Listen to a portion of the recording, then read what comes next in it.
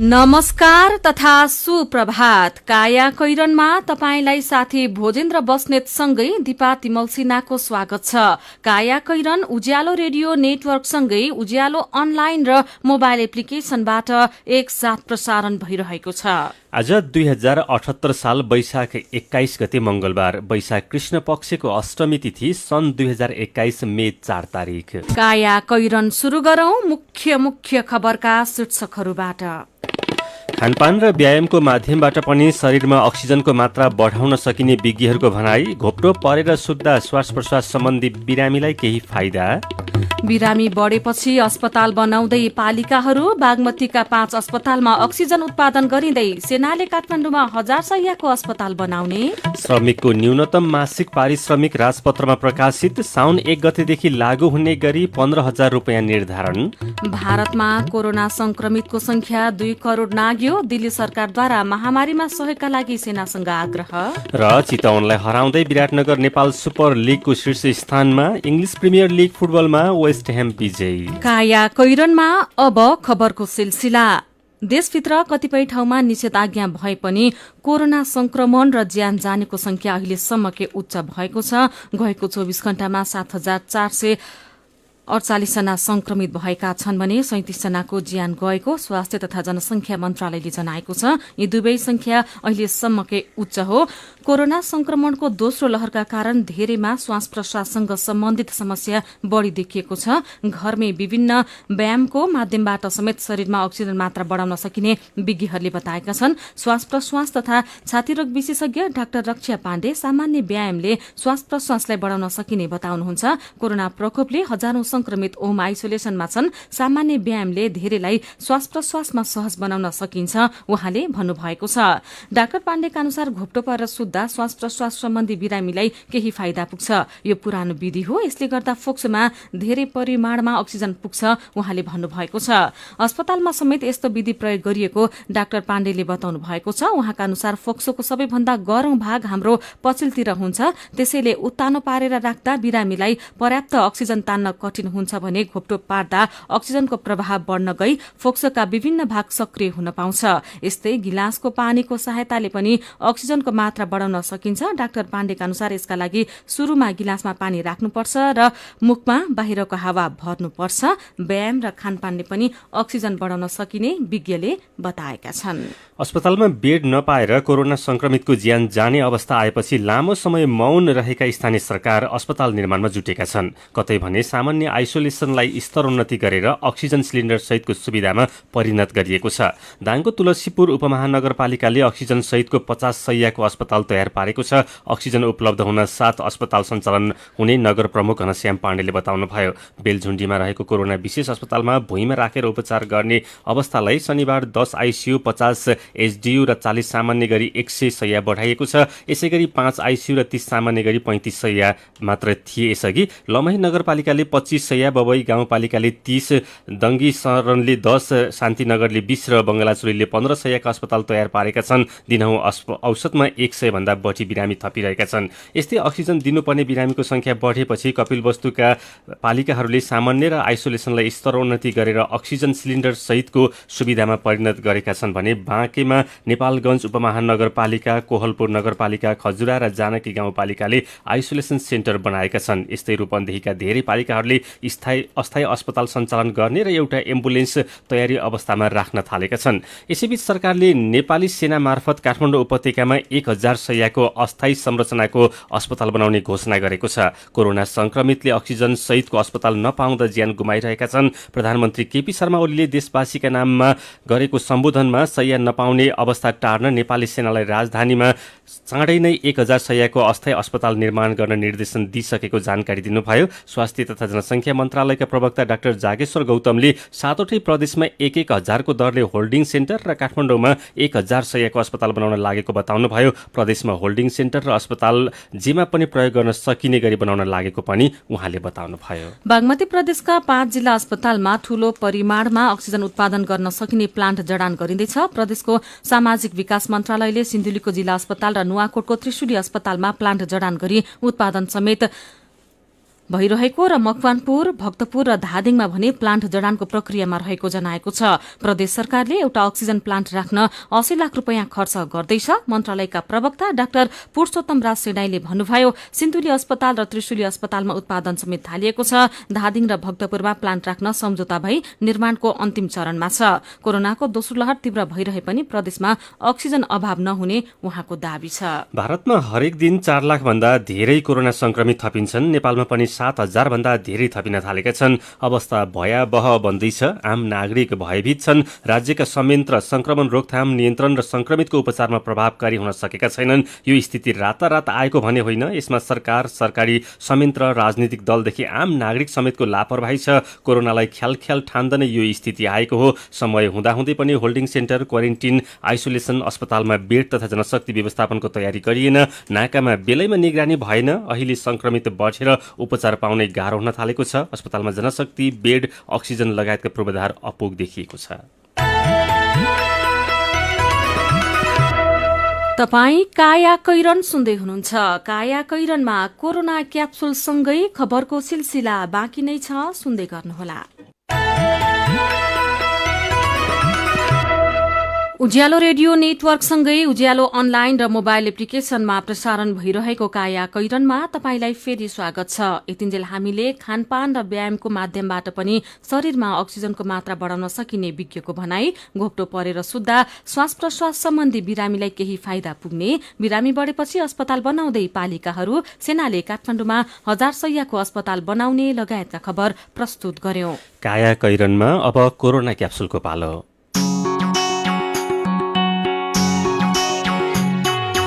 बाढी पहिरो खेपियो, आधी हुरी छेकियो, संसारकै विनाशकारी भुइँचालो नि जितियो। कोरोनाको यो 31औं क्याप्सुल हो। आजको क्याप्सुलमा 2टा मात्र डोज छन्। कोरोना क्याप्सुलका आजका दुवै डोज केही दिनदेखि मन्त्री, नेता तथा पूर्व राजालाई लागेको कोरोना सम्बन्धी ट्विटरमा आएका जानकारी, टिप्पणी र फोटो केलाएर तयार पारिएका छन्।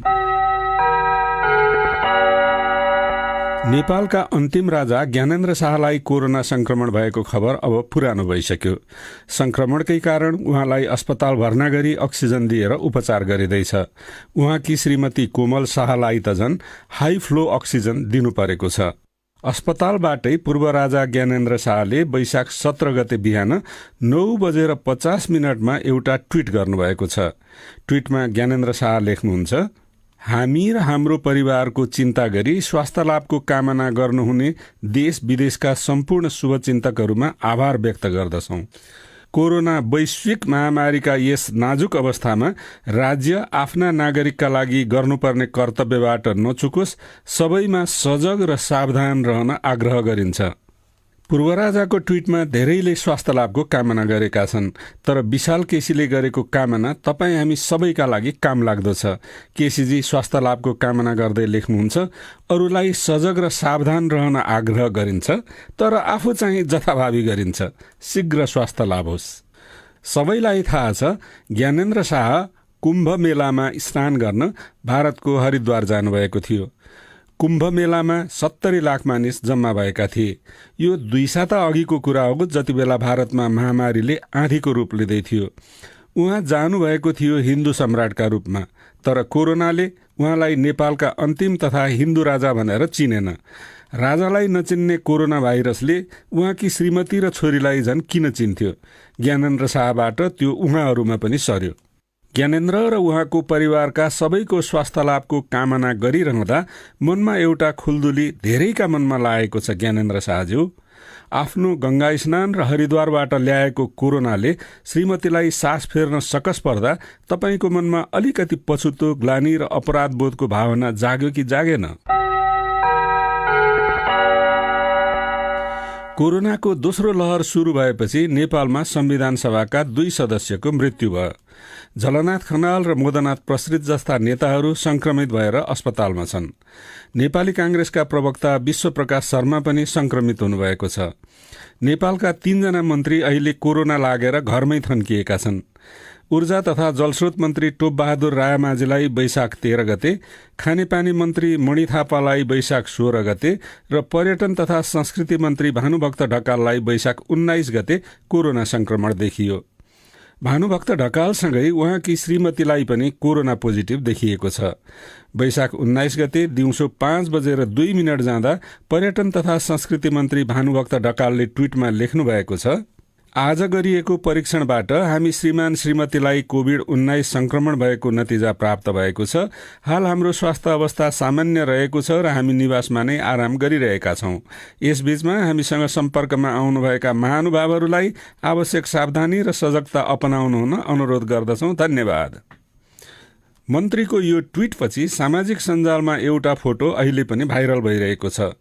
फोटोमा मन्त्री ढकाल निधारमा त्रिपुण्ड चन्दन, गलामा रुद्राक्षको माला लगाएर गेरु वस्त्र धारण गरेका एक साधु र मास्क नलगाएका सयौं मानिसको भिडमा हात जोडेर उभिनु भएको छ। त्यो फोटो हेरेपछि धेरैले मन्त्रीको स्वास्थ्य लाभको कामना गर्दै भनेका छन्, चाँडै सद्बुद्धि आओस्। नागरिकलाई निषेधाज्ञा लगाएर आफू राजनीतिक भेला भेटघाट र कुर्सीको लडाईँमा लागेका मन्त्री र नेताहरूमा सद्बुद्धि आउँछ कि आउँदैन त्यो आफ्नो ठाउँमा छ। तर पूर्व राजा, मन्त्री र नेताको यो हविगत देखेपछि तपाईँ हामीलाई चाहिँ भिडभाडमा नजाने, बोल्दा दूरी कायम गर्ने र मास्क लगाउने सद्बुद्धि आउनु अति नै आवश्यक छ। किनकि जति धेरै नेता बिरामी पर्छन्, अस्पतालमा भर्ती हुने तपाईँ हाम्रो ठाउँ त्यति नै कम हुँदै जान्छ। त्यसमाथि अहिले नै अस्पतालका बेड खाली छैनन्। डाक्टर र नर्स आफै थला पर्न थालेका छन्। यस्तो बेला तपाईँ संक्रमित हुनुभयो वा तपाईँबाट परिवार, आफन्त वा साथीभाइ संक्रमित भयो भने उसका लागि उपचार र स्वास्थ्य सेवा आकाशको फल भइसकेको छ। पूर्व राजा, मन्त्री र नेताका गलत कामबाट सिक्न तयार पारिएका आजको कोरोना क्याप्सुलका डोजहरू सुन्नुभएकोमा तपाईलाई धन्यवाद। लौ त कोरोनाको अर्को क्याप्सुलमा फेरि भेटौँला।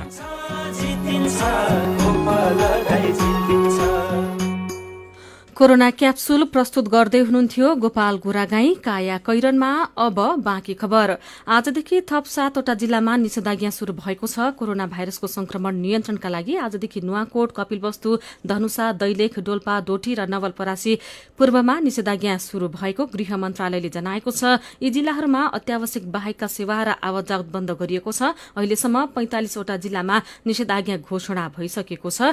यसैबीच निषेधाज्ञामा पनि काठमाडौँ उपत्यकाको विभिन्न सड़क र चोकमा तथा सुरक्षा चेक जाँच स्थलमा ट्राफिक जाम देख्दा सुरक्षाकर्मीहरू नै आश्चर्यमा परेका छन्। निषेधाज्ञामा पनि गाड़ीको चाप घटेको छैन। पूर्ण रूपमा रोक लगाउने विषयमा छलफल भएको छ। आसन्न राष्ट्रिय जनगणना स्थगित भएको छ। केन्द्रीय तथ्याङ्क विभाग, योजना आयोग र अन्य निकायसँगको छलफल र सिफारिसमा मन्त्री परिषद बैठकले तत्कालका लागि जनगणना स्थगित गर्ने निर्णय गरेको हो। आउँदो 25 गतेदेखि 8 गतेसम्म देशभर जनगणना गर्ने कार्यक्रम थियो। अहिलेको असहज अवस्थाले गर्दा जनगणना स्थगित गरिएको केन्द्रीय तथ्याङ्क विभागका महानिर्देशक नेबिन लाल श्रेष्ठले बताउनुभयो। अवस्था सहज हुने बित्तिकै 2078 सालभित्रै जनगणना गर्ने उहाँको भनाइ छ। विभागका अनुसार जनगणनाका सम्पूर्ण काम त सम्पन्न भइसकेका छन्। आगामी जनगणनाको 12औं श्रृङ्खला हो। यसअघि 2068 सालसम्म 11वटा श्रृङ्खला सम्पन्न भइसकेका छन्। यस्तै देश संघीयतामा गइसकेपछि यो पहिलो जनगणना हो। यसकारण पनि अत्यन्त महत्त्वपूर्ण रहेको केन्द्रीय तथ्याङ्क विभागका महानिर्देशक नेबिन लाल श्रेष्ठले बताउनुभयो। जनगणनाको तयारी 2 वर्षदेखि चलिरहेको थियो। पछिल्लो 60 वर्षमा पहिलो पटक जनगणना रोकिएको हो। सबैभन्दा पछि 2008 सालमा हुनुपर्ने जनगणना 2009 सालमा र 2011 सालमा गरी 2 चरणमा भएको थियो। त्यसपछि 2018 सालदेखि हरेक वर्ष 10 वर्षमा जनगणना हुँदै आएको छ। 2007 सालको राजनीतिक परिवर्तनले गर्दा 2008 सालमा जनगणना हुन सकेको थिएन। यसअघि आवधिक रूपमा हुँदै आएको जनगणना नियमित रूपमा 9 वा 11औं वर्षमा हुने भए पनि स्थगित भने नभएको विभागका अधिकारीहरूको भनाइ छ। तपाई अहिले सुन्दै हुनुहुन्छ काया कैरन। हामीसँग मेरो पनि भन्नु छ र कार्टुनसँगै खबरको सिलसिला बाँकी नै छ, सुन्दै गर्नुहोला। सीधा कुरा प्रष्ट विचार काठमाडौँमा 90 मेगाहर्ज उज्यालो रेडियो नेटवर्क मार्फत देशभरिका विभिन्न एफएम स्टेशन तथा उज्यालो अनलाइन र मोबाइल एप्लिकेशनमा प्रसारण भइरहेको काया कैरनमा तपाईंलाई फेरि स्वागत छ। अब बाँकी खबर। सरकारले श्रमिकहरूको न्यूनतम मासिक पारिश्रमिक 15,000 रुपियाँ पुर्याउने गरी राजपत्रमा सूचना प्रकाशित गरेको छ। प्रधानमन्त्री केपी शर्मा ओलीले मजदूर दिवसको दिन पारी शनिबार मात्रै श्रमिकको न्यूनतम पारिश्रमिक बढाउने घोषणा गर्नुभएको थियो। त्यसको 2 दिनमै श्रम रोजगार तथा सामाजिक सुरक्षा मन्त्रालयले आउँदो साउन 1 गतेदेखि वृद्धि हुने गरी पारिश्रमिक लागू गराउन राजपत्रमा सूचना जारी गरेको हो। सोमबार सार्वजनिक गरेको सूचना अनुसार मासिक आधारभूत पारिश्रमिक 9,385 र त्यसमा महँगी भत्ता जोडेर मासिक 15,000 पुर्याइएको छ। यस्तै श्रमिकले पाउने न्यूनतम दैनिक पारिश्रमिक 361 मा पनि महँगी भत्ता समेत जोडेर 577 पुर्याइएको छ। भत्ता सहित अहिले पाउने दैनिक पारिश्रमिक 517 रहेको छ। मेरो पनि भन्नु छ। राष्ट्रिय जनगणनाको कार्यक्रम तत्कालका लागि स्थगित भएको खबरमा रामसिंह उज्यालोको फेसबुक पेजमा लेख्नुहुन्छ, राम्रो खबर सुन्न पाइयो।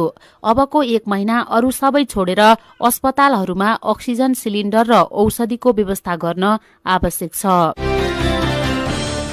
सीता पाण्डे राणाबाट पनि तत्कालका लागि राष्ट्रिय जनगणनाको कार्यक्रम स्थगित गर्नु ठिक हो भन्दै लेख्नुहुन्छ।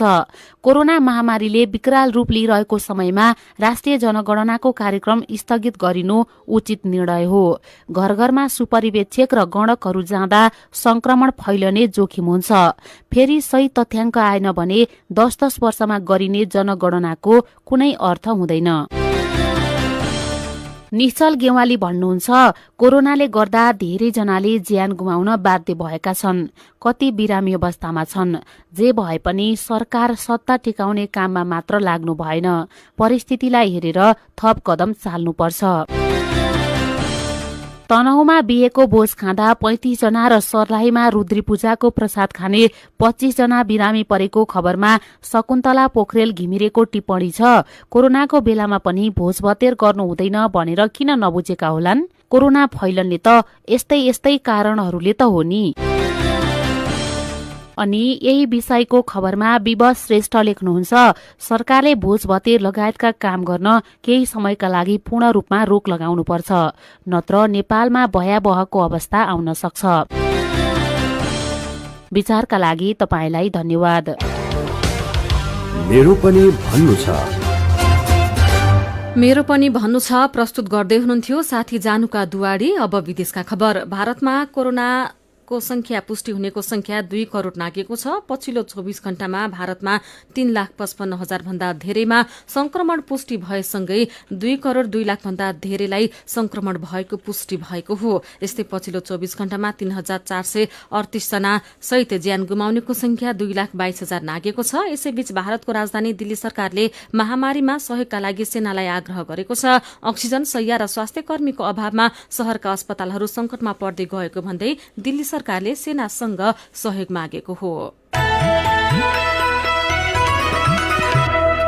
अब खेल खबर। एएफसी चितवनलाई हराउँदै Biratnagar city FC Nepal super लिगको शीर्ष स्थानमा उक्लिएको छ। दशरथ रंगशालामा भएको खेलमा विराटनगरले चितवनलाई 2-0 ले पराजित गर्दै शीर्ष स्थानमा उक्लिएको हो। जितपछि विराटनगर 4 खेलबाट 7 अङ्क जोडेर शीर्ष स्थानमा उक्लिएको छ। समान 7 अङ्क रहे पनि विराटनगरले हेड टु हेड र गोल अन्तरका आधारमा धनगढीलाई पछि पारेको हो। पराजित चितवन 4 खेलबाट 2 अङ्क जोडेर पुछारमा रहेको छ। लिगमा आज बुटौल, लुम्बिनी र काठमाडौँ रेजर्स खेल्दैछन्। खेलकै अर्को प्रसङ्गमा इङ्ग्लिस प्रिमियर लिग फुटबलमा वेस्ट ह्याम विजयी भएको छ। गैराती भएको खेलमा बर्नलीलाई 2-1 गोल अन्तरले पराजित गर्दै वेस्ट ह्याम विजयी भएको हो। जितसँगै वेस्ट ह्याम शीर्ष 5 मा पुगेको छ। बर्नली भने 36 अङ्क सहित 16औं स्थानमा छ। यस्तै गैराती नै भएको अर्को खेलमा वेस्ट ब्रोम र वुल्फ्सले 1-1 गोलको बराबरी खेलेका छन्। तालिकामा वेस्ट ब्रोम 26 अङ्क सहित 19औं स्थानमा छ भने वुल्फ्स 12औं स्थानमा छ।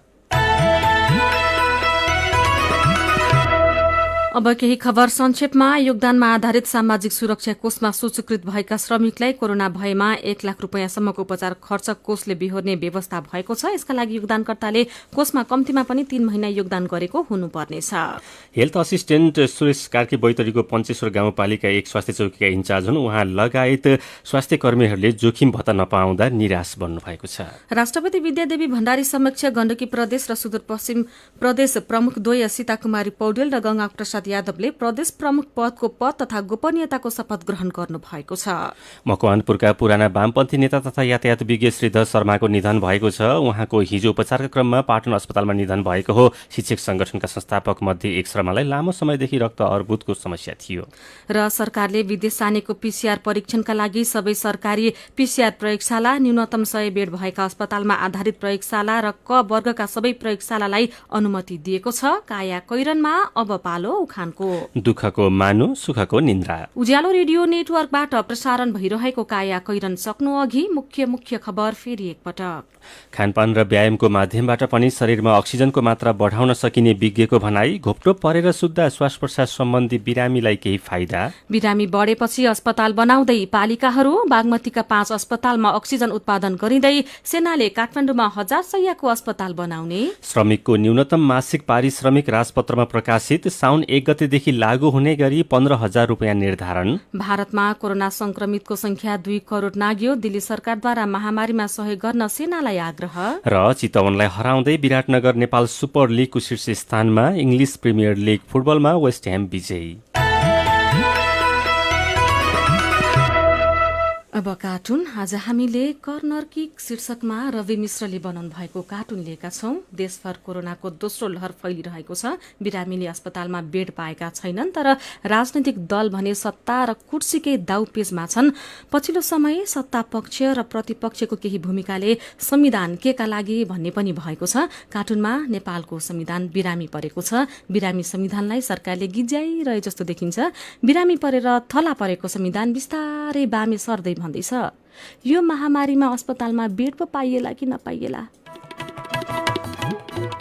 आजको काया कैरन सकिएको छ। काया कैरनबाट प्राविधिक साथी संघर्ष विष्टसँगै हामी भोजेन्द्र बस्नेत र दिपा तिमल सिन्हा बिदा माग्छौं। काया कैरन सुन्नु भएकोमा तपाईंलाई धन्यवाद। उज्यालो मोबाइल र अनलाइनमा प्रसारण भइरहेका रेडियो र अनलाइनका सामग्री भाइबरमा पनि उपलब्ध छन्। कोरोनाको संक्रमणबाट बस्न घरभित्रै बसौं। अत्यावश्यक कामले मात्र घर बाहिर निस्कौं। घर बाहिर निस्कनै परे मास्क लगाउन नबिर्सौं। नमस्कार।